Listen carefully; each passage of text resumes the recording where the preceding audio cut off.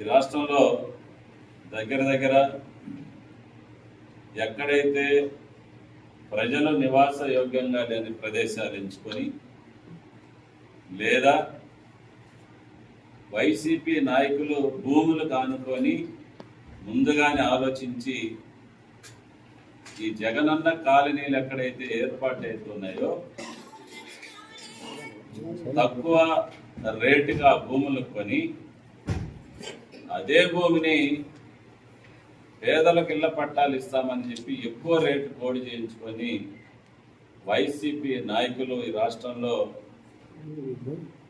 జగనన్న కాలనీల వ్యవహారంలో భారీ ఎత్తున భూ కుంభకోణం జరిగిందని చెప్పేసి శ్వేతపత్రాన్ని కూడా రిలీజ్ చేయడం జరిగింది. ఉదాహరణకు మన నియోజకవర్గంలోనే దోర్నాల మండలంలో హసానాబాద్ దగ్గర జగనన్న కాలనీలు కట్టుకోవాలని అక్కడ స్థలం కేటాయించడం జరిగింది. దాదాపు అక్కడ దోర్నాలకి 7-8 కిలోమీటర్ల దూరంలో కొండ బోర్డులలో జగనన్న కాలనీలకి ఒక స్థలం ఏర్పాటు చేస్తే ఈ రోజుకు కూడా ఒక్క కాలనీ కూడా గృహాన్ని కూడా కట్టలేనటువంటి పరిస్థితి అక్కడ ఉంది.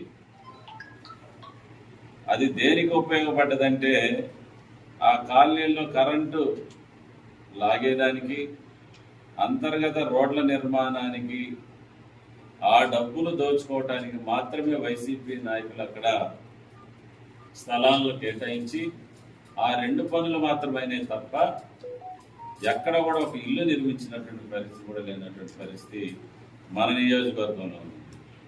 అదేవిధంగా జగనన్న కాలనీలని మెల్లంపల్లి దగ్గర ఏర్పాటు చేసినటువంటి అక్కడ కూడా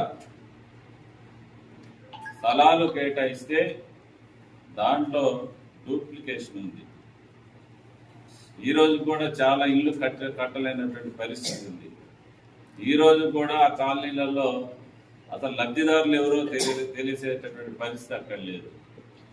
ఎంతోమంది ఈ గ్రామం కాకపోయినా బయట వాళ్ళకి అప్పుడున్నటువంటి వైసీపీ నాయకులు గుర్తులుగా మారి ఆ కాలనీ అంతా కూడా పట్టాలు కేటాయించడంలో కానీ నిర్మాణాల్లో కానీ భారీ అవకతవకలు జరిగినటువంటి పరిస్థితి ఈరోజు మన ఎర్రగొండపాలెం పక్కనే ఉన్నటువంటిది మీరందరూ కూడా చూశారు, విలేకరులందరూ కూడా.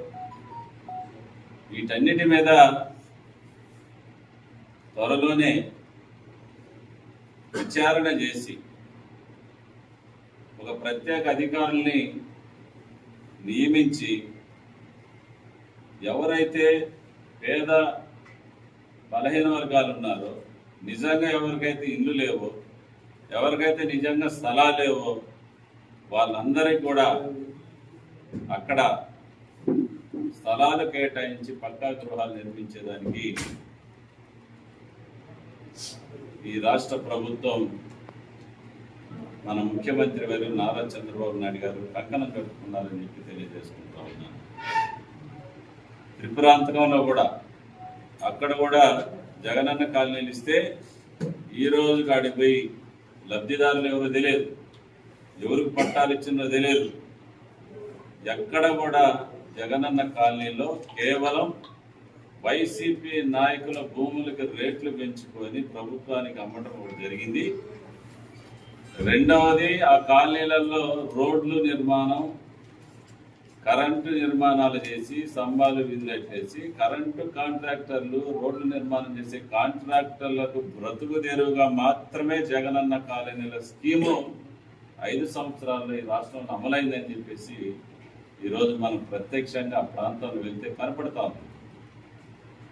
అందుకనే మన ముఖ్యమంత్రి వర్యులు నారా చంద్రబాబు నాయుడు గారు ల్యాండ్ గ్రాబింగ్ యాక్ట్ అనే గుజరాత్లో ఏదైతే అమలవుతుందో ఆ చట్టాన్ని ఆంధ్రప్రదేశ్లో కూడా తీసుకొని రావాలని ఈరోజు ఆలోచన చేస్తూ ఉన్నారు. అమలు జరిపేదానికి అన్ని విధాలుగా ఈరోజు తయారవుతా ఉంది.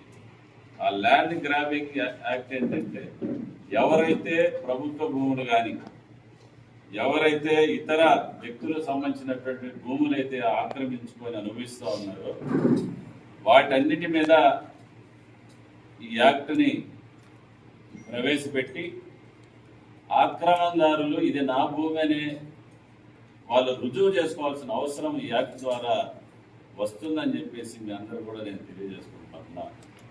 అందుకనే ఎర్రగొండపాలెం నియోజకవర్గంలో కానీ అదేవిధంగా ఒంగోలులో కూడా దగ్గర 100 కోట్ల పైబడి ప్రభుత్వ భూముల్ని భూదందాల్ని మరి చేసి అక్రమంగా సంపాదించుకోవాలనే ఆలోచన ఒంగోలులో కూడా జరిగింది.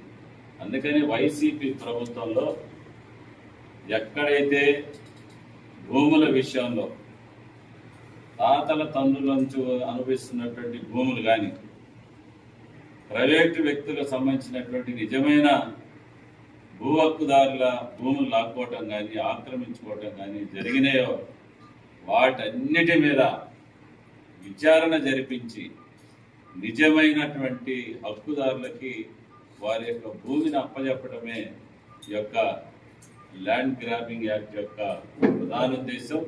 అందుకనే ఈరోజు ప్రజలకు తెలియాల్సిన అవసరం ఉంది. రాష్ట్రంలో గత 5 సంవత్సరాల్లో జగన్మోహన్ రెడ్డి నాయకత్వంలో ఎన్ని దుర్మార్గాలు జరిగినాయో అన్ని దుర్మార్గాల్ని శ్వేతపత్రాల ద్వారా ఈ రాష్ట్ర ముఖ్యమంత్రి వర్యులు ప్రజలందరూ కూడా తెలియపరుస్తున్నారు. అదే క్రమంలో ఏ నియోజకవర్గంలో ఆ నియోజకవర్గంలో జరిగినటువంటి అవకతవకల మీద భూదందాల మీద మరి ఇసుక విధానం మీద మనమందరం కూడా ప్రజలకు తెలియజెప్పాలి.